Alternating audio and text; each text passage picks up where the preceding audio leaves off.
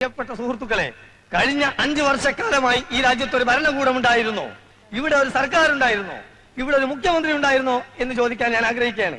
ഇല്ലായിരുന്നു സുഹൃത്തുക്കളെ, ഇല്ലായിരുന്നു. പിന്നെ ഉണ്ടായിരുന്നത് RDP എന്ന ഒരു പാർട്ടി മാത്രമായിരുന്നു. അവരുടെ അഴിഞ്ഞാട്ടമായിരുന്നു. Revolutionary democratic പാർട്ടിയാണത്രേ. എന്ത് റവല്യൂഷണറി, എന്ത് ഡെമോക്രസി എന്നാണ് ഞാൻ ചോദിക്കുന്നത്. അതിനുള്ള ശിക്ഷ നിങ്ങൾ അവർക്ക് നൽകി കഴിഞ്ഞു. ഇന്ത്യൻ നാഷണൽ സെക്യുലർ പാർട്ടി നിങ്ങളുടെ പാർട്ടിയാണ്, ജനങ്ങളുടെ ആശയാഭിലാഷങ്ങളുടെ പാർട്ടിയാണ്. പിന്നെ ഞങ്ങളുടെ കൂടെ വർഗീയ പാർട്ടികളുണ്ടെന്ന് RDPക്കാർ ആരോപിക്കുന്നുണ്ട്. അത് തെറ്റാണ് സുഹൃത്തുക്കളെ. പിന്നെ വർഗീയ പാർട്ടി ഇല്ലെന്ന് പറഞ്ഞുകൂടാ. ഞങ്ങളുടെ കൂടെ ചേർന്ന ശേഷം അവരിൽ യാതൊരു വർഗീയതയും ഞാൻ കണ്ടിട്ടില്ല. അല്പം സ്വല്പം കോഴി ബിരിയാണി കഴിക്കുന്നത് വർഗീയതയാണോ എന്ന് ഞാൻ വെല്ലുവിളിക്കാണ്. പക്ഷേ RDPയുടെ കൂടെയുള്ളത് മുഴുവൻ വർഗീയ പാർട്ടികളാണെന്ന് ഞാൻ നിങ്ങളെ അറിയിക്കുകയാണ്, അഭ്യർത്ഥിക്കുകയാണ്, അപേക്ഷിക്കുകയാണ്. അതുപോലെ ഞങ്ങൾ അഴിമതിക്കാരാണെന്ന് പറയുന്നുണ്ട്.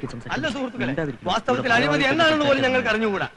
തെരഞ്ഞെടുപ്പ് ഫണ്ടിലേക്ക് ഇവിടുത്തെ നല്ലവരായ മുതലാളിമാരിൽ നിന്ന് ധാരാളം പണം ഞങ്ങൾ സ്വീകരിച്ചിട്ടുണ്ട്. അത് സ്നേഹം കൊണ്ട് മാത്രമാണ്. മുതലാളിമാരെ പോലെ ഇത്രയും നല്ല മനുഷ്യരെ ഞാൻ വേറെ കണ്ടിട്ടില്ല. ആ പാവപ്പെട്ട മുതലാളിമാരെ ചീത്ത വിളിക്കുന്ന കേട്ടിട്ട് പലപ്പോഴും എനിക്ക് കരച്ചിൽ വന്നിട്ടുണ്ട്. പാവം മുതലാളിമാർ. എല്ലാത്തിനുള്ള ശിക്ഷ അവർക്ക് കിട്ടിക്കഴിഞ്ഞു. ഈ മാനങ്കര മണ്ഡലത്തിൽ ചില RDP കോമാളികൾ ഒരു പ്രഖ്യാപനം നടത്തിയിരുന്നു സുഹൃത്തുക്കളെ. ഈ തെരഞ്ഞെടുപ്പിൽ INSP ജയിക്കുകയാണെങ്കിൽ അവരവരുടെ പാതി മീശെടുത്ത് കവലയിലൂടെ നടക്കുമെന്ന് ഞാൻ അവരെ ക്ഷണിക്കുകയാണ്. നാണവും മാനവും ഉളുപ്പും അല്പമെങ്കിലും തീണ്ടിയിട്ടുണ്ടെങ്കിൽ, വാക്കിന് വിലയുണ്ടെങ്കിൽ ഇങ്ങോട്ട് വരൂ, മീശ എടുക്കൂ, എടുക്കണ മീശ എന്ന് ഞാൻ ആജ്ഞാപിക്കുകയാണ്, അഭ്യർത്ഥിക്കുകയാണ്, അപേക്ഷിക്കുകയാണ്.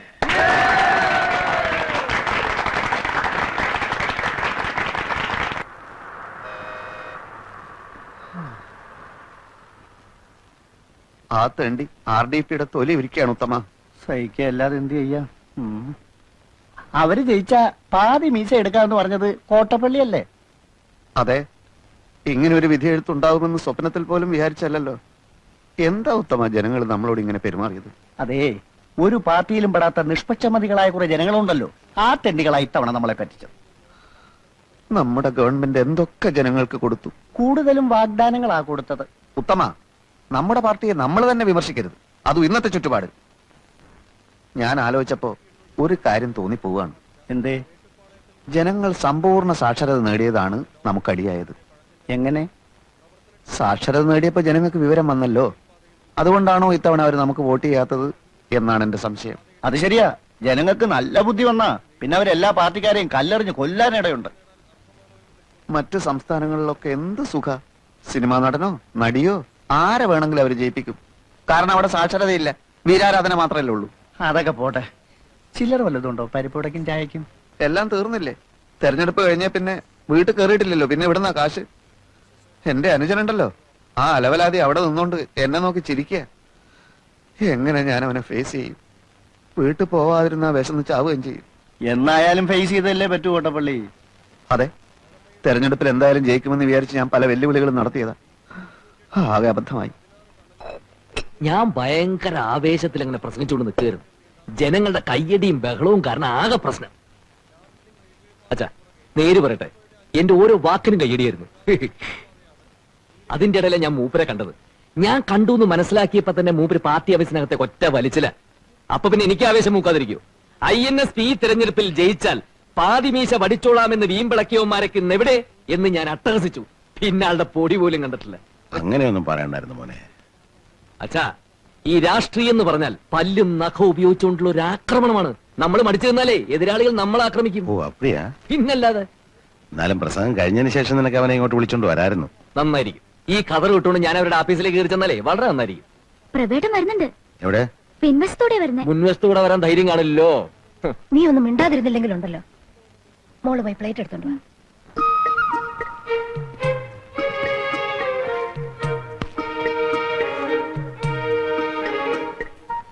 എവിടെയായിരുന്നടാ പ്രഭേ നീ? ഞാൻ വന്നിട്ട് ദിവസം എത്രയായി? കരുവാ, ഒന്നുകൊണ്ട് കഴിക്കുക.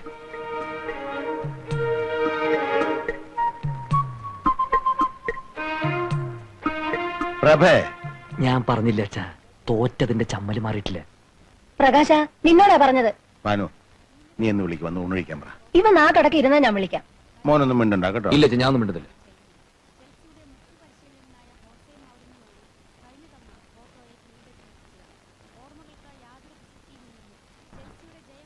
എടാ, 4 മാസം കഴിഞ്ഞ് കാണുകല്ലേ നീ നിന്റെ അച്ഛനെ. ഒരു വാക്കുപോലും മിണ്ടാൻ വയ്യായിരുന്നല്ലേ? എണീറ്റ് വാ, അച്ഛൻ വിളിക്കുന്നു. മറ്റവൻ അവിടെ നിന്ന് എഴുന്നേറ്റ് പോയതിനു ശേഷം ഞാൻ വരാം. മറ്റവനോ? പ്രകാശൻ നിന്റെ അനുജനാ. അനുജൻ അവനെന്റെ പ്രതിയോഗിയാണമ്മേ.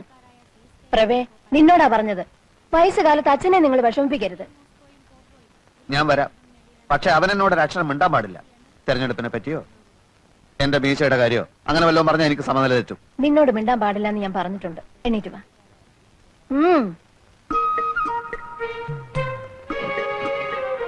അവൻ എന്നെ നോക്കി ചിരിക്കാനും പാടില്ല. നടക്കടാ അങ്ങോട്ട്. എന്തോ നാടാ ഇത് നിങ്ങൾ തമ്മിൽ ഇരുന്നൂണ് കഴിക്കും. അച്ഛൻ എപ്പോ വന്നു? ഓ മഹാഭാഗ്യം. ഇപ്പോഴെങ്കിലും ഇതിന്റെ ശബ്ദം ഒന്ന് കേട്ടല്ലോ. അവൻ ഇച്ചിരി മീൻകുളം പോട്. അമ്മേ, ചോറ് ഇത്തിരി കൂടുതൽ വിളമ്പിക്കോ. മൂപ്പർക്ക് നല്ല ക്ഷീണം കാണും. അമ്മേ, നീ കഴിച്ചു കഴിഞ്ഞില്ലേ? എണീറ്റേ. മോനെ, ഒരു തേർതലാകുമ്പോ എന്താന്ന് പറയാ, ഒരു തെരഞ്ഞെടുപ്പ് ആകുമ്പോ ഒരു പാർട്ടി ജയിക്കും, ഒരു പാർട്ടി തോക്കും. എന്നാൽ ഇങ്ങനെ ഉണ്ടാവും ഒരു തോൽവി. എനിക്ക് ചോറ് വേണ്ട. അവിടെ ഇരിക്കടാ. ഇരിക്കും മോനെ. പ്രകാശ. ഇല്ലച്ചാ, ഞാനൊന്നും മിണ്ടുന്നില്ലേ. ആരും അത്ര നകളിക്കൊന്നും വേണ്ട. IMF-കാർ നമ്മളെയൊക്കെ ഇപ്പൊ അറസ്റ്റ് ചെയ്യാൻ വരും. എന്തിന്? ഇന്റർനാഷണൽ മോണിറ്ററി ഫണ്ട് നമ്മുടെയൊക്കെ തലയെണ്ണി കടം വാങ്ങിച്ചിരിക്കല്ലേ അച്ഛാ? അച്ഛാ, ഇവിടെ ആരും ആരെയും അറസ്റ്റ് ചെയ്യാനൊന്നും പോകുന്നില്ല. IMF-കാർക്ക് ഞങ്ങൾ കൃത്യമായിട്ട് പലിശ കൊടുക്കുന്നുണ്ടല്ലോ. അതിന് ടൺ കണക്കിന് സ്വർണം വിദേശത്ത് കൊണ്ടുപോയി പണയം വെച്ചില്ലേ? അതില് ഭരണഘടനാ വിരുദ്ധമായിട്ട് ഒന്നുമില്ലല്ലോ. ഇത്ര സ്വർണം വിദേശത്ത് നിക്ഷേപിക്കാമെന്ന് വ്യവസ്ഥയുണ്ട്. വ്യവസ്ഥ ഇങ്ങനെ പോയാൽ നാളെ നമ്മുടെ പാവപ്പെട്ട സഹോദരിമാർക്ക് കല്യാണം കഴിക്കാനും കഴുത്തിലണിയാനും ആഭരണങ്ങൾക്ക് വിദേശത്ത് പോകേണ്ടി വരുമല്ലോ. അച്ഛാ, അങ്ങനെ നിർബന്ധമുള്ളവർ പോയി മേടിക്കട്ടെ. പിന്നെ രൂപയുടെ മൂല്യം കുറച്ചത് കാരണം ഇവിടെ സാധാരണക്കാരായ ജനങ്ങൾ പൊറുതിമുട്ടിയിരിക്കുകയാണ്. അതറിയോ അച്ഛന്? ഞാൻ കേട്ടു. അച്ഛാ, മൂല്യം കുറച്ചത് നല്ലതിന്. അതിനനുസരിച്ച് ഇവിടെ ഡോളർ കുന്നുകൂടും, വ്യവസായശാലകൾ ഉയരും. 5 വർഷം കൊണ്ട് നമ്മുടെ രാജ്യം ഒരു ഹരിത സ്വർഗ ഭൂമിയാവും. 6 മാസം കൊണ്ട് ഈ ഗവൺമെന്റ് മൂക്കും കുത്തി താഴെ വീഴും. വായും പൊളിച്ചിരുന്നാ മതി. അങ്ങാടി തോറ്റന് അമ്മയുടെ അടുത്ത് കുതിര കയറുന്നതിന്. പ്രകാശ, അമ്മയൊന്നും ഉണ്ടായിരുന്നേ. ഞങ്ങൾ ജയിച്ചതേ ജനങ്ങൾക്ക് ഞങ്ങളെ വേണമെന്നുള്ളതുകൊണ്ടാ. പിന്നെ വലിയ ആനക്കാര്യങ്ങളാണല്ലോ നിങ്ങൾ ചെയ്തു കൂട്ടിയത്. നിക്കാരഗ്വയിലെ ഒട്ടേകയെ പുറത്താക്കി കുത്തക മുതലാളിമാരായ അമേരിക്ക ഒരു പാവ ഗവൺമെന്റിനെ സൃഷ്ടിച്ചു. റുമേനിയയിലും മറ്റൊന്നല്ല സംഭവിച്ചത്. ജർമ്മനിയെ നിങ്ങൾ തകർത്തു. പക്ഷെ വിയറ്റ്നാമിലെയും കംബോഡിയയിലെയും വടക്കൻ കൊറിയയിലെയും ജനങ്ങൾ ഞങ്ങളുടെ ആവേശമാണെന്ന് നീ മനസ്സിലാക്കി. ഇവിടുത്തെ കാര്യം പറയുമ്പോ എന്തിനാ അന്താരാഷ്ട്രത്തിലേക്ക് ഓടുന്നത്? മനുഷ്യന്റെ കഥ എല്ലായിടത്തും ഒന്നാണടാ. ഇന്റർനാഷണൽ പൊളിറ്റിക്സിനെ പറ്റി ഒന്നും അറിയില്ലെങ്കിൽ ചിലക്കാതെ ഒരിടത്തിരുന്നോ? അറിയില്ലെന്നോ? ചോദിക്ക്, ഞാൻ പറയാം. ഹംഗറിയിൽ എന്ത് സംഭവിച്ചു? മൂരാച്ചി എന്ന് മുദ്ര കുത്തപ്പെട്ട് 40 കൊല്ലം കുറ്റവാളിയായി ശവപ്പെട്ടി കിടന്ന നേതാവിനെ സത്യം മനസ്സിലാക്കിയ ജനങ്ങൾ പുറത്തെടുത്തുകൊണ്ട് ആദരിച്ചില്ലേ മനുഷ്യ? ഇനിയും ചോദിക്ക്, പറയാം. പോളണ്ടിൽ എന്ത് സംഭവിച്ചു? പോളണ്ടിനെ പറ്റി നീ ഒരു അക്ഷരം മിണ്ടരുത്. എനിക്കത് ഇഷ്ടമല്ല. സോളിഡാരിറ്റിയും ലാവലേസും കൂടി കുതിച്ചു കയറി അടിയറവ് പറയിപ്പിച്ചില്ലേ? പോളണ്ടിനെ പറ്റി ഇനി നീ മിണ്ടിപ്പോയി ഞാൻ സഹിക്കില്ല. പോളണ്ട് എന്താ ഇയാളുടെ തറവാട് സ്വത്തോ? പോളണ്ട് എന്ന് ഉച്ചരിച്ചാലുണ്ടല്ലോ. ഉച്ചരിച്ചെന്തി? ഉച്ചരിച്ച് നോക്കാം. പ്രകാശ, നീ പോ. അച്ഛാ, നീ പോ. നീ അവിടെ പോളണ്ട് ഇരിക്ക്. ഊണ് കഴിക്ക്. വേണ്ട അച്ഛാ, ശരിയാവില്ല. ഇപ്പൊ കണ്ടില്ലേ?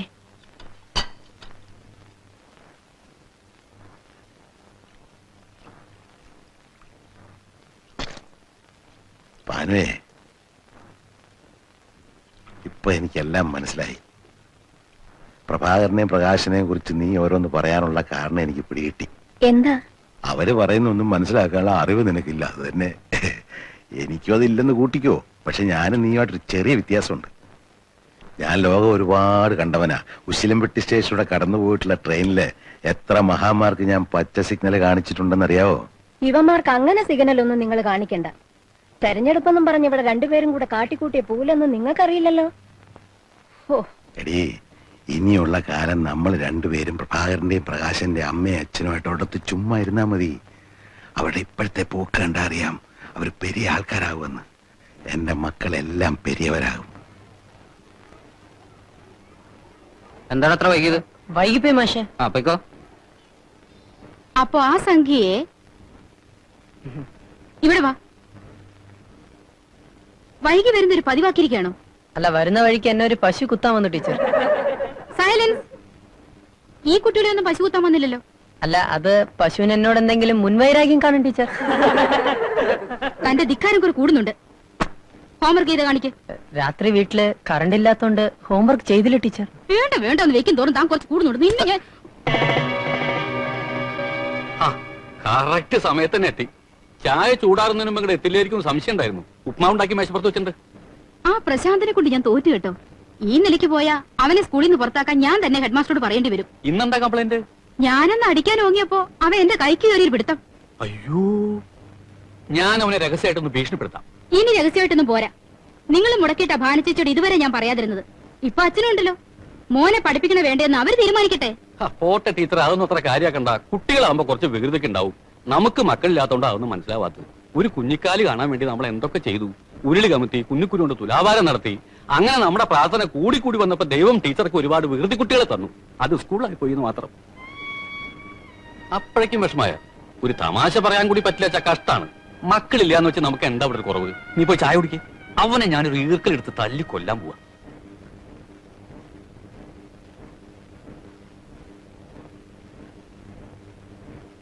ലോ പോയിന്റ് ആണ്. അച്ഛനോ?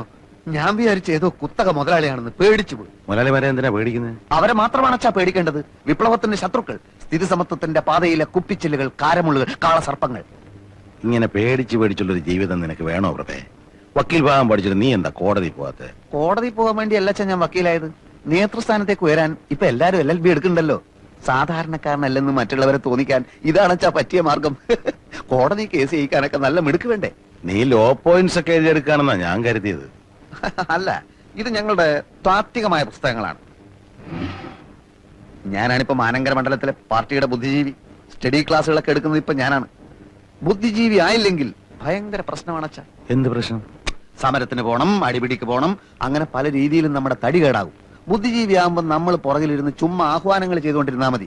ഫാക്ടറി അടച്ചു പൂട്ടിക്കുക, പോലീസിനെ ആക്രമിക്കുക, മുതലാളിയെ കുത്തിക്കൊല്ലുക. നമ്മളൊന്നും അറിയണ്ടല്ലോ, എല്ലാ അണികൾ ചെയ്തോളൂ. അപ്പൊ ഈ രാഷ്ട്രീയം എന്ന് പറഞ്ഞാൽ കൊല്ലും കൊലയാണോ? അതായത് മനുഷ്യന്റെ ബേസിക് നീഡ്സ് എന്തൊക്കെയാണ്? Food, clothing, shelter. അതാണല്ലോ. അത് മാറി. ലോകത്ത് എവിടെയെങ്കിലും ഫുഡിന് വേണ്ടിയോ ക്ലോത്തിങ്ങിന് വേണ്ടിയോ ഷെൽട്ടറിന് വേണ്ടിയോ സമരം നടന്നിട്ടുണ്ടോ? അതില്ല. സ്വാതന്ത്ര്യത്തിന് വേണ്ടി നടന്നിട്ടുണ്ട്. സ്വാതന്ത്ര്യത്തിന് വേണ്ടി മാത്രമേ നടന്നിട്ടുള്ളൂ. ഉട്ടോപ്യൻ യുഗത്തിലല്ല നമ്മൾ ജീവിക്കുന്നത്. റിവിഷനിസ്റ്റുകൾ, പ്രോലറ്റേറിയറ്റ്സിന്റെ കാലാകാലങ്ങളായിട്ടുള്ള വിഘടനവാദം. എന്താണ് ഒക്ടോബർ വിപ്ലവം? വാട്ട് ഈസ് ചൈനീസ് മതിൽ? പറയൂ. അച്ഛന് സംശയം തീർക്കാൻ ഞാൻ കുറച്ച് പുസ്തകങ്ങൾ തരാം കേട്ടോ. ഈ ഭരണം കയ്യിലുള്ളപ്പോഴേ പാർട്ടിയെ വളർത്താൻ പറ്റും. അല്ലാതെ ഭരണം പോയിട്ട് പിന്നെ പറഞ്ഞിട്ട് പോരല്ല. പാർട്ടി വളർത്തലും അച്ചടക്കം കൂടി ഒരുമിച്ച് പറഞ്ഞാൽ എന്താ ചെയ്യാ? അതാണ് പ്രശ്നം. പാർട്ടി എന്നൊക്കെ പറഞ്ഞാൽ കുറച്ച് അച്ചടക്കമൊക്കെ വേണമെന്നാണ്. പ്രസിഡന്റ്, ഈ ചൂട്ട് എന്താ ചെയ്യണ്ടേ? ചൂട്ട് നീ കുറേശ്ശെ തിന്നോ. കുത്തിക്കെടുത്തടായി. ഒരു ചൂട്ട് എന്താണെന്ന് അറിഞ്ഞുകൂടാത്തവനാണ് ജനസേവനത്തിന് ഇറങ്ങിയിരിക്കുന്നത്. ഇതായിരിക്കും KRPയുടെ അച്ഛൻ. അച്ഛന് മനസ്സിലായില്ലേ? KG പൊതുവാൾ ഞങ്ങളുടെ മണ്ഡലം പ്രസിഡന്റ്. എന്ത് ചോദ്യാണ്? അറിയാണ്ടിരിക്കോ? പ്രത്യേകിച്ച് മാനങ്കര മണ്ഡലത്തിൽ ഒരു വോട്ടർ. നമ്മുടെ പേരെന്താണ്? രാഘവൻ നായർ. മിസ്റ്റർ രാഘവൻ നായർ. ഈ പയ്യനുണ്ടല്ലോ KRP, മിടുക്കനാ. ഇവൻ വലിയവനാകും. ചൂട്ട് കത്തിക്കട്ടെ. ഞങ്ങള് ഒരു വലിയ സന്തോഷ വാർത്ത അറിയിക്കാനാണ് ഈ രാത്രി ഇങ്ങോട്ട് വന്നിട്ടുള്ളത്. എന്താണാവോ? INSPയുടെ ഭാരതയാത്രാ ഫണ്ടിനുള്ള പണപ്പിരിവ് ഉടൻ തുടങ്ങിയ. അത് സാരല്ല, 5000 10,000 എത്രയാണെന്ന് വെച്ചാൽ KRP ഏൽപ്പിച്ചാൽ മതി. അതല്ല ഞങ്ങൾ പറയാൻ വന്നേ. യശ്വന്ത് സഹായിജി ആണല്ലോ ഭാരതയാത്രാ സംഘത്തിന്റെ നേതാവ്. ആരാ? കേട്ടിട്ടില്ലേ? INSPയുടെ ക്യാമ്പയിൻ ജോയിന്റ് സെക്രട്ടറി യശ്വന്ത് സഹായിജി. ഞാൻ കേട്ടിട്ടില്ല. അച്ഛൻ കുറെ കാലം തമിഴ്നാട്ടിലായിരുന്നല്ലോ. അതുകൊണ്ട് തമിഴ്നാട്ടിൽ ജീവിക്കുന്നവർക്ക് ഒരു അഖിലേന്ത്യാ നേതാവിനെ കേട്ടൂടെ? മിസ്റ്റർ നായർ, ഇനിയെങ്കിലും ഞങ്ങളുടെ നേതാക്കന്മാരുടെ പേരുകളൊക്കെ ഒന്ന് ബൈഹാർട്ട് ചെയ്യാൻ ശ്രമിക്കൂ. കത്തിക്കട്ടെ. കൊണ്ടുപോകണം അവിടുന്ന്.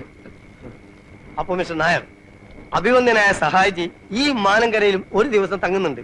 അന്നേ ദിവസം അദ്ദേഹത്തിനുള്ള ലഞ്ച് ഈ വീട്ടിൽ തന്നെ കൊടുക്കണമെന്ന് KRP ഭയങ്കരമായി അപേക്ഷിച്ചുകൊണ്ടിരിക്കുകയാണ്. ഈ ലഞ്ച് തട്ടിയെടുക്കാൻ ഞങ്ങളിൽ തന്നെ പ്രമുഖരായ പലരും കളിക്കുന്നുണ്ട്. നിങ്ങൾക്ക് ഭാഗ്യമുണ്ടെങ്കിൽ സഹായിജി ഈ വീട്ടിൽ നിന്ന് ഉണ്ണു. അച്ഛാ, അങ്ങനെ വല്ല വീട്ടിൽ നിന്ന് ഉണ്ണുന്ന ആളല്ല സഹായിജി. അല്ല പിന്നെ സഹായിച്ച് ഇവിടുന്ന് ദൈവത്തോട് പ്രാർത്ഥിച്ചോളൂ. ഞാനും ശ്രമിക്കാം. അപ്പൊ മറ്റേ KRP ഇനി ചൂട്ട് കത്തിക്കാവോ? നിന്റെ പണ്ടാറടിക്ക ചൂട്ട്.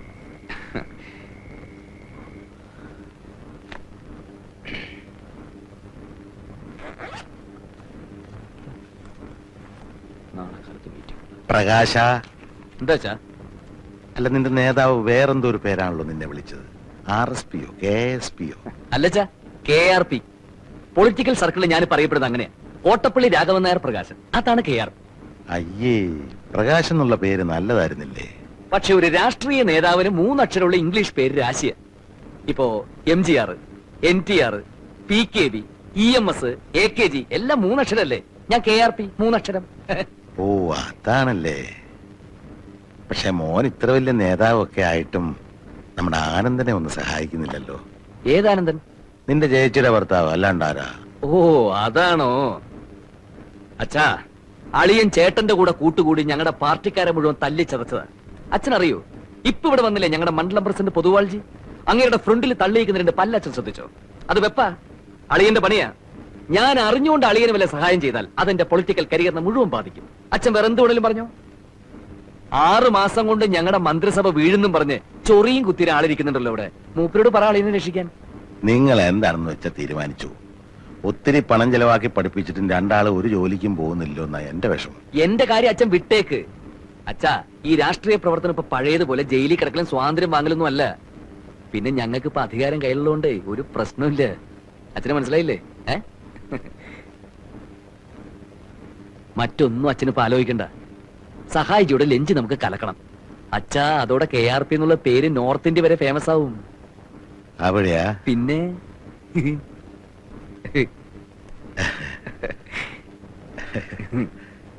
അവര് പറയുന്നത് മുഴുവൻ വിശ്വസിച്ചോ? എനിക്കെന്താ, ഫേമസ് ആകും അത്രേ. അവരെ എങ്ങനെങ്കിലും നിർബന്ധിച്ച് ജോലിക്ക് വിടാനല്ലേ ഞാൻ നിങ്ങളോട് പറഞ്ഞത്. എടീ, ഞാനൊരു കാര്യം തീർത്തു പറയാം. നമ്മുടെ മക്കൾക്ക് എന്നെക്കാളും നിന്നെക്കാളും ബുദ്ധിയുണ്ട്. നമ്മൾ മനസ്സിൽ കാണുമ്പോ അവർ മരത്തിൽ കാണും. നിനക്കറിയാവോ, ട്രാക്ക് മാറി ഓടിയ തീവണ്ടിക്ക് സ്വന്തം കുപ്പായ ഊരി കത്തിച്ച് സിഗ്നൽ കൊടുത്തവനാ ഞാൻ. അന്നത്തെ റെയിൽവേ മിനിസ്റ്റർ സീതാരാമയ്യ ഇങ്ങോട്ട് നോക്കിയേ, എന്നെ കെട്ടിപ്പിടിച്ച് പറഞ്ഞെന്താണെന്നറിയോ? ബഹുത്തച്ച നായർന്ന. അതിനിപ്പോ ഞാനെന്ത് വേണം? നീ ഒന്നും വേണ്ട. അവര് പറഞ്ഞ ന്യായം ഉണ്ടെന്ന് ബുദ്ധിയുള്ള എനിക്ക് തോന്നി, ഞാൻ ഈ പോന്നു. പ്രഭാകരനോട് കല്യാണം കഴിക്കുന്ന കാര്യം പറഞ്ഞോ നിങ്ങള്? അത് ഞാൻ മറന്നു. ഇതാ നിങ്ങളുടെ കുഴപ്പം. സായിപ്പിനെ കാണുമ്പോ കവാത്ത് മറക്കും. ലതികയുടെ കല്യാണത്തിന് മുമ്പ് അത് നടത്തിയില്ലെങ്കിൽ നാണക്കേടാ. തന്നെയല്ല, ഞാൻ നിങ്ങളെ പോലെ ചെറുപ്പമൊന്നുമല്ല. എനിക്ക് വയസ്സായി വരിക. സഹായത്തിന് ആരെങ്കിലും ഇല്ലാതെ എങ്ങനെയാ? ഭാനു, ലതികയുടെയും പ്രഭാകരന്റെയും പ്രകാശിന്റെയും എല്ലാവരുടെയും കല്യാണം ഞാൻ അതാത് സമയത്ത് വേണ്ട പോലെ നടത്തും. നടത്തിയാ മതി.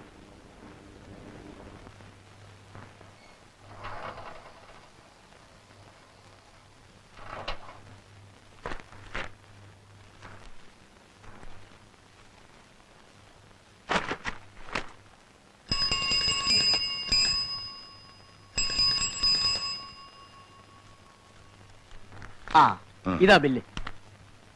360 രൂപയോ? അതെ, ഇപ്പൊ തരുന്നുണ്ടോ? നേരം പോയി സാറേ. നാളെ വരുമ്പോ പൈസ എടുത്തു വെച്ചേക്കണേ.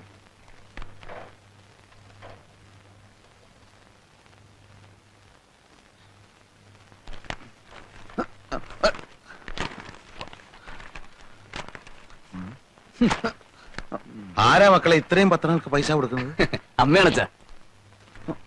മാസം 360 രൂപയോ? അവൻ വരുത്തുന്ന മൂരാച്ചി പത്രങ്ങൾ നിർത്തിയേക്കച്ച. ഞാൻ അയക്കുന്നത് ഇന്ന് ഇത്രയും രൂപ എങ്ങനെയാ ഭാനു പത്രത്തിന് കൊടുക്കുന്നെന്ന് എനിക്ക് മനസ്സിലാകത്തത്. അത് അച്ഛാ, ഞാൻ ഇവിടുന്ന് അങ്ങനെ അധികം ഭക്ഷണമൊന്നും കഴിക്കുന്നില്ലല്ലോ. പാർട്ടി ഓഫീസിലെ പരിപ്പോടെയും ചായ മാത്രമേ ഉള്ളൂ. ഞങ്ങൾ അധ്വാനിക്കുന്ന ജനവിഭാഗമാണല്ലോ. ഇത് അമ്മ എന്റെ ഭക്ഷണത്തിൽ നിന്ന് ലാഭിക്കുന്നതാ. ബഡ്ജറ്റിൽ ഗംഭീര നികുതി ഇളവ്. കഴിഞ്ഞ സർക്കാർ പാവങ്ങളുടെ മേൽ അടിച്ചേൽപ്പിച്ചിരുന്ന അമിത നികുതികൾ റദ്ദാക്കിക്കൊണ്ടതാണ് പുതിയ സർക്കാരിന്റെ ബഡ്ജറ്റ്. വിപ്ലവാത്മകമായ നികുതി ഇളവുകളാണ് പുതിയ സർക്കാർ പ്രഖ്യാപിച്ചിട്ടുള്ളത്. ഉള്ളിയുടെ വില കുതിച്ചുയർന്നു. കൊച്ചി ആഗസ്റ്റ് 17. 3 മാസം മുൻപ് വരെ 40 കിലോ അടങ്ങുന്ന ഒരു ചാക്ക് വലിയ ഉള്ളിക്ക് 70 രൂപയായിരുന്നത് പുതിയ സർക്കാർ വന്നതിന് ശേഷം 8 ഇരട്ടിയായി വർദ്ധിച്ച് 540 രൂപയായിരിക്കുന്നു. പാവങ്ങൾ ഇനി അങ്ങോട്ട് ഉള്ളിയില്ലാതെ ജീവിക്കേണ്ടി വരുന്ന ഒരു സ്ഥിതിവിശേഷമാണ് സംസ്ഥാനത്ത് സംജാതമായിരിക്കുന്നത്. നിത്യോപയോഗ സാധനങ്ങളായ വെണ്ണ, ചീസ്, ചീപ്പ്, കത്രിക തുടങ്ങിയവയുടെയും വില കുറഞ്ഞു. പൗഡർ, സുഗന്ധദ്രവ്യങ്ങൾ, തുണി തിന്നാൻ ഉപയോഗിക്കുന്ന സൂചി തുടങ്ങിയവയുടെയും വില കുറച്ചു. ഇനി ജനങ്ങൾക്ക് രാവിലെ ഉച്ചക്കും രാത്രിയിൽ ഇഷ്ടം പോലെ സൂചി വാങ്ങി തിന്നാലോ. അച്ഛ, ഇത് കണ്ടോ? ക്രമസമാധാന നില ആകെ തകരാറിലായിരിക്കാണ്. പോലീസ് നിർവീര്യമായി നിൽക്കുക. പഴയ സർക്കാർ തന്നെയാണ് അധികാരത്തിലിരിക്കുന്നതെന്ന് കരുതിയാണ് പോലീസിന് യാതൊരു ജാഗ്രതയും ഇല്ലാത്തതെന്ന് മുഖ്യമന്ത്രി. എല്ലാം ശരിയായി വരാൻ കുറച്ച് സമയം പിടിക്കും. ഇന്ന് സ്കൂൾ സമരം വല്ലതും ഉണ്ടോ പത്രത്തില്? ഇന്നൊന്നും കാണുന്നില്ല. പക്ഷേ വലിയൊരു സമരം വരാനിരിക്കുന്നുണ്ട്. എല്ലാം തകിടം മറിക്കുന്ന വിമോചന സമരം. ഒരു ബസ് കണ്ടക്ടറും സ്കൂൾ കുട്ടിയും തമ്മിൽ എന്താ പ്രശ്നമുണ്ടെന്ന് കേട്ടു. ഇന്ന് സമരമൊന്നും ഇല്ലല്ലേ? കഷ്ടായിപ്പോയി. വോട്ട് ചെയ്ത് ജയിപ്പിച്ച ജനങ്ങൾ പാഠം പഠിക്കുമെന്ന് പ്രതിപക്ഷ നേതാവ്.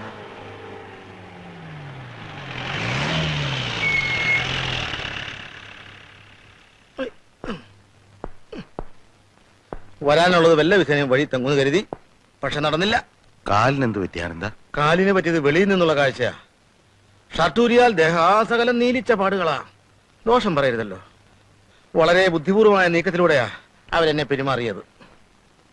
INSPയുടെ ജാഥയ്ക്ക് നേരെ കല്ലേറുണ്ടാവുന്നും പ്രൊട്ടക്ഷൻ കൊടുക്കണമെന്നും സർക്കിൾ എന്നെ വിളിച്ചു പറഞ്ഞു. പക്ഷെ ജാഥയ്ക്ക് നേരെ കല്ലേറുണ്ടായില്ല, എനിക്ക് നേരെ ഉണ്ടായി. എല്ലാ ഏർപ്പാടുകളും ഇവര് തന്നെ ചെയ്തതാ. ഏറ് തുടങ്ങിയ പിന്നെ ജാഥ അക്രമാസക്തമാവുമല്ലോ. അക്രമാസക്തമായി.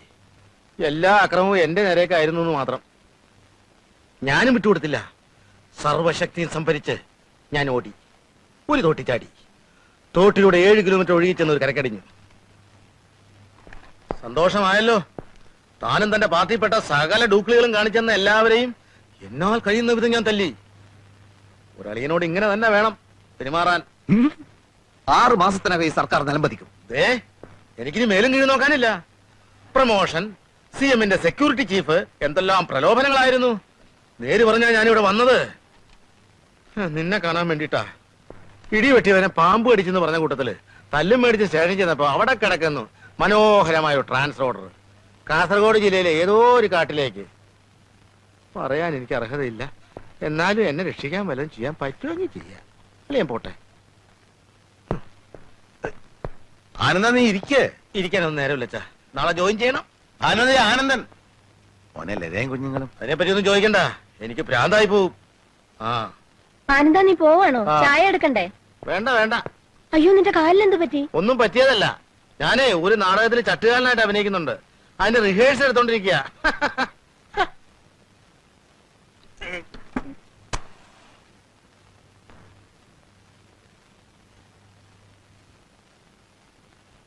താത്വികമായ ഒരു അവലോകനമാണ് ഞാൻ ഉദ്ദേശിക്കുന്നത്. ഒന്ന്, വിഘടനവാദികളും പ്രതിക്രിയാവാദികളും പ്രഥമദൃഷ്ട്യാ അകൽച്ചയിലായിരുന്നെങ്കിലും അവർക്കിടയിലുള്ള അന്തർധാര സജീവമായിരുന്നു എന്ന് വേണം കരുതാൻ. ഒന്ന്, ബൂർഷ്വാസികളും തക്കം പാർത്തിരിക്കുകയായിരുന്നു. അങ്ങനെയാണ് തെരഞ്ഞെടുപ്പ് നമുക്ക് പ്രതികൂലമായി ഭവിച്ചത്. അതാണ് പ്രശ്നം. മനസ്സിലായില്ല.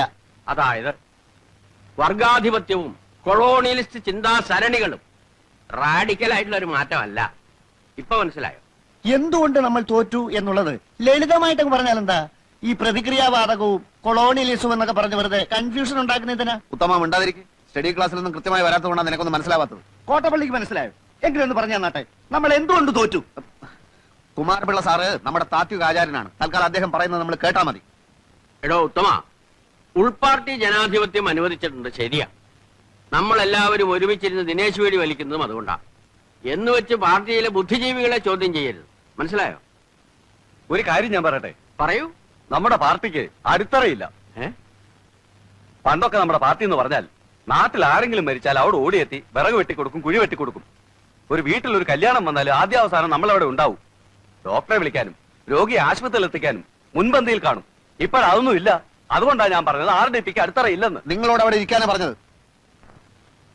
അച്ചടക്കമില്ലാതെ പെരുമാറിയാൽ അറിയാലോ, ഞങ്ങളത് പഠിപ്പിക്കും. ക്രിയാത്മകമായ ഈ ചർച്ചയിലൂടെ ഉരുത്തിരിഞ്ഞു വന്ന ഒരു കാര്യം ഞാൻ പറയാം.